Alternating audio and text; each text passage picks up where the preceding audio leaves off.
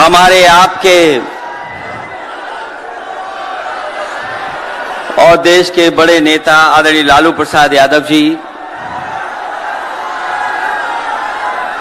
जिन पर हमें और आपको विश्वास है, वो लगातार जन विश्वास यात्रा के माध्यम से आज ऐतिहासिक गांधी मैदान में ऐतिहासिक जन विश्वास महारैली के नायक नेता प्रतिपक्ष बिहार तेजस्वी प्रसाद यादव जी, कांग्रेस पार्टी के राष्ट्रीय अध्यक्ष आदरणीय मल्लिकार्जुन खड़गे जी,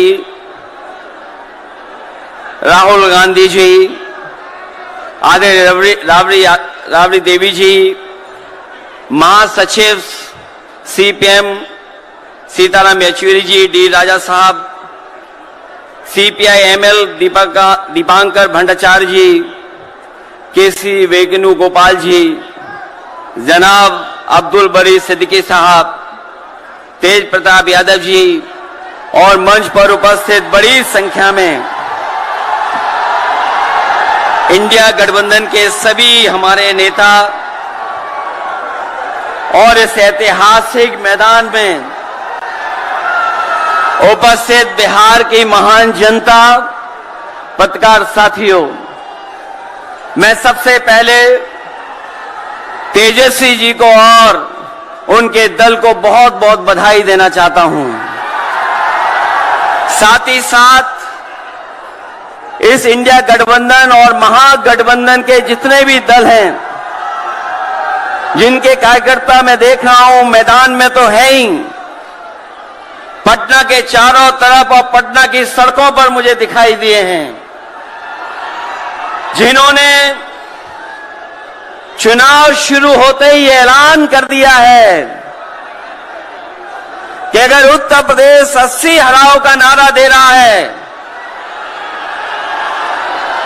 अगर उत्तर प्रदेश 80 हराओ का नारा दे रहा है, तो बिहार भी पीछे नहीं है। 40 हराओ का नारा यहां से भी निकल करके जा रहा है। और अगर यूपी और बिहार मिलकर के 120 सीट हरा देंगे तो भारतीय जनता पार्टी का क्या होगा। मैं अभी सुन रहा था, हमारे कम्युनिस्ट पार्टी के नेता ये कह रहे थे कि समुद्र मंथन हुआ था कभी।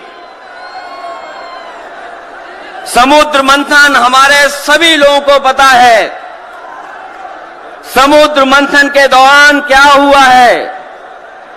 लेकिन इस ऐतिहासिक मैदान में मैं कहना चाहता हूं कि 2024 में संविधान मंथन होने जा रहा है। एक तरफ वो लोग हैं जो संविधान बचाना चाहते हैं, संविधान के रक्षक हैं, और दूसरी तरफ वो लोग हैं जो संविधान के भक्षक हैं, संविधान को खत्म करना चाहते हैं। मैं जब बिहार आया हूं आपके बीच में, जब मैंने अखबार उठा करके देखा तो एक युवती ने जान दे दी। एक बेटी जो परीक्षा में दे करके आई थी, क्योंकि परीक्षा को रद्द कर दिया गया, पेपर लीक हो गया, जिसके कारण उसने आत्महत्या कर ली और कहा कि मां बाप से मैं माफी मांगती हूं। यह उत्तर प्रदेश में एक घटना नहीं हुई है, उससे पहले भी कई नौजवानों ने, जिनको नौकरी नहीं मिली, उन्होंने अपनी जान दे दी। जिस से मैं चुन करके आता था, वहां भी एक ब्रजेश पाल बेटे ने, हमारी आपकी उम्र से कम उम्र, उस नौजवान ने पढ़ी लिख ली डिग्री जो थी, उन डिग्रियों को जला करके और आत्महत्या कर ली। ये हालत है देश की। और वहां पर उत्तर प्रदेश में जहां पर से प्रधानमंत्री चुन करके जाते हैं, जनता ने भरोसा किया उन पर, उनको बहुमत दे दिया, लेकिन डबल इंजन की सरकार ने बेरोजगारी दी है। मुझे खुशी है कि तेजस्वी ने यहां पर नौकरियां दे दी, रोजगार दे दिए, और हम तो वहां 60 लाख बच्चे जिनको पेपर नहीं लिख पाए उनका हिसाब किताब लगाते हैं। उनका अगर हम बड़ा परिवार न माने, केवल 3 सदस्य परिवार के माने, बेटा और मां बाप, तो 60 का गुणा 3, 1,80,00,000 वोट और 1,80,00,000 लोगों को अगर हमने भाग दे दिया 80 लोकसभा से, तो केवल उत्तर प्रदेश में 2,25,000 हर लोकसभा में वोट कम हो गया है। लेकिन तेजस्वी ने बिहार में पलट करके दूसरा काम किया। अभी 3 लाख नौकरी दी, हिसाब लगा लो कितने परिवारों का जीवन बदला। और सोचो 10 लाख नौकरी मिल जाती तो कितना परिवारों का भविष्य बदल जाता। इसलिए जो लोग कहते हैं कि परिवार वाले हम लोग हैं, ये जो आरोप लगाते हैं परिवार वाला आरोप हम लोगों पर, मैं उन भारतीय जनता पार्टी के लोगों से कहना चाहता हूं कि भारतीय जनता पार्टी इस बात संकल्प ले कि किसी परिवार वाले को टिकट नहीं देंगे, और संकल्प ये भी ले कि किसी परिवार वाले से वोट मांगने भारतीय जनता पार्टी के लोग नहीं जाएंगे। मैं तो ये जोश देख रहा हूं यहां मैदान में, ये जो जोश दिखाई दे रहा है यही बदलाव लाएगा, यही भाजपा को हटाएगा।